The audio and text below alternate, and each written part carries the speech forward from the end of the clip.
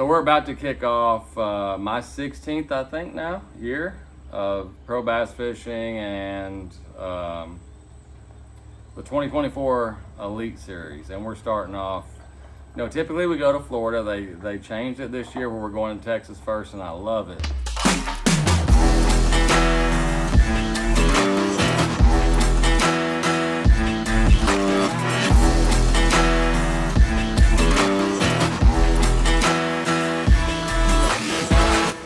I just love the fact that we're going to Florida later at a different time, starting in Texas, and they're going to be, I mean, you just know the weights are going to be high. But, you know, going to Toledo, I think the last Elite Series event we fished there, I finished second to John Murray. I've had some just good finishes. Over the years, Toledo's has treated me really, really good. I feel like I'm pretty comfortable on the lake. I like fishing where when you get a bite, there's that millisecond. You don't know if it's 3 pounds or 8 pounds. I love that. You know, the thing is this year is we got new trends with live scope. You know, everybody knows that, and they're just, I mean, we're catching fish now that a lot of people didn't know lived in the lake, and that's going to play. I don't know to what effect it's going to play, but it's definitely going to play. But you know, I'm going to do my deal and you know, just go and try to let the fish tell me where they're at, and hopefully they got big signs waving at me, and we can get. The biggest thing is typically when I go to Florida, I get off to a slow start to the season. I spend the rest of the year digging out of the hole. You know, going into Texas, I just hopefully can leave Texas, you know, Toledo and then Lake Fork, leave and be able to leave on a good note, high in points, or at least not at the bottom like I typically am to start the year. So that's the plan. Let's hop on ActiveCaptain here, and I'll show you where you've been. There's Toledo. You know, right there's the neighboring sister, Sam Rayburn. But, you know, you look at a map and you're like, that's not that big. I mean, just kind of a little get to ratio here. One of these is 6 Mile Creek, and the creek is literally 6 miles long. And there's a lot of places where this lake's 3 or 4 miles wide. The good thing, it's long, 90, 100 miles. Guys are going to spread out, I believe.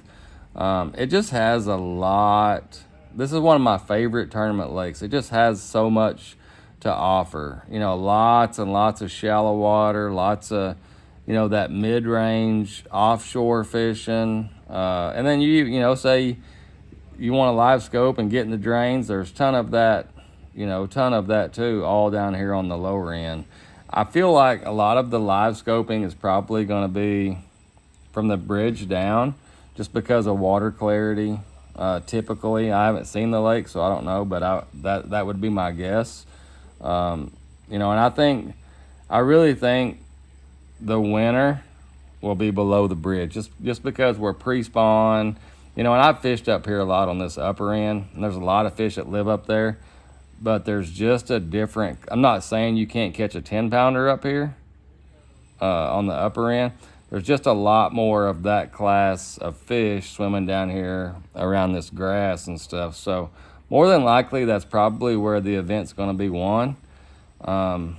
You know, and that's the thing about the lake is any one of these creeks or main lake ledges, brush piles, anywhere, there's no dead water on this lake, and that's why I like this lake a lot.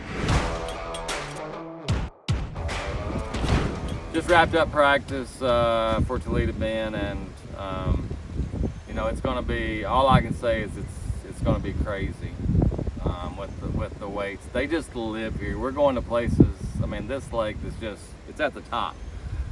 And I didn't catch a lot of those fish in practice. I mean, I caught some nice ones, you know. And here's how I'm going to approach this thing. And it's kind of scary since it's the first event of the season. There's a lot of fish right now floating around out in the middle. There just is. To me, they're not really easy to catch. I mean, you can catch them, don't get me wrong, but it's not like you just float in the middle and live scope here an 8-pounder and 7-pounder. It's not like that. They're kind of in groups, but here's the thing. it's gotten warm, and there's some fish starting to spawn, and that's just, do I want to be out there with everybody else, or am I going to take a chance and go to the bank and hope that they come to me while I'm there? And honestly, I really don't know yet. Just kind of depends on how I feel, and the game plan right now is probably going to be go shallow the first couple of hours and see if there's been a big move, and then maybe back up on that deep stuff. But no matter what, I mean, this is going to take a lot of weight to win it. I think it's going to take a lot of weight to even do good, to even get paid. So I'm going to be up around the bank, like I said, early, and then probably float around late. But we'll see how it goes. Biggest thing is you just want to have a good start for the first tournament of the year. Let's do a little Toledo Bend, first year of the 2024 season, first event of the 2024 season recap. No different than Florida, just poor decisions. And looking back, it's easy to say it now. It always is after the event's over. But at the time, it wasn't that easy. So coming into the event, I knew it was going to be one of two things. It was either going to be a bank deal or it was going to be a live scope deal. I only caught one female in practice shallow. I just had a feeling that they're going to come. I mean, that's easy, right? But I mean, like, they're either going to be spawning or they're going to be staged up out there off the bank, and you could live scope and do that kind of stuff. I knew that, okay? And what happened in practice was on Toledo is, we get down there, the green grass is this tall, trees are blooming, and everything's telling me, hey, they're going to go to the bank. And it was one of those deals where I got just enough bites in practice to lure me in. I would fish up there for 3 hours and get bites, and it'd be like, all right, this ain't gonna work because I ain't catching no big ones. Because if you ain't catching big ones on Toledo, you're not doing any good anyway. And then you catch one, or I'd see one or something like that, and then it would lure me in. And literally after practice, I decided that I'm gonna start shallow the first day, 2 hours, and if I don't catch a big one, then I'm gonna go out and live scope the rest of the time, because we had a day off, so it gives them time to move up there.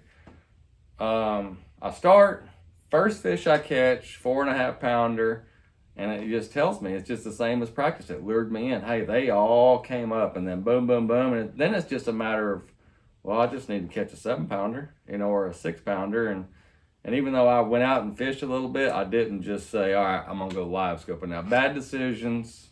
Learned a lot that event. I really did. I don't think the fish movement happens overnight like some of us think it does. I think it's progressive, even with the weather that we had. So got my butt kicked. I did learn a lot. We started in the hole just like we do every season in the Elite Series. So we got some hole digging. Let's jump on here and I'll show you real quick about where it went down. I spent most of my practice and tournament kind of in this mid-lake region, which I like that area. I feel like it has a lot to offer. The water was pretty stained, though. I never in practice made it to this I call it the lower third. And that's really where, and I knew it during the event, and I kind of had a feeling during practice I wasn't seeing any boats to speak of. From what I hear, and watching and doing some of the live, it all went down here, and I don't know if it was this creek or I think it was housing. That's where the majority of the top 10 were fishing. Just live scoping one-on-one out in the middle. And it's just, this caught me off guard because a lake's so big, generally we're more spread out than what we were in this event. There'll be 4 or 5 guys down here, 2 or 3 mid-lake, and a couple on the upper end. Just not the case. Everything kind of went down there. Live scoping, top of timber, bait balls, and then we call them floaters, just floaters swimming around. So big weights, a lot of fish. Be a good place to make a trip in the next week or two if you want to go fishing.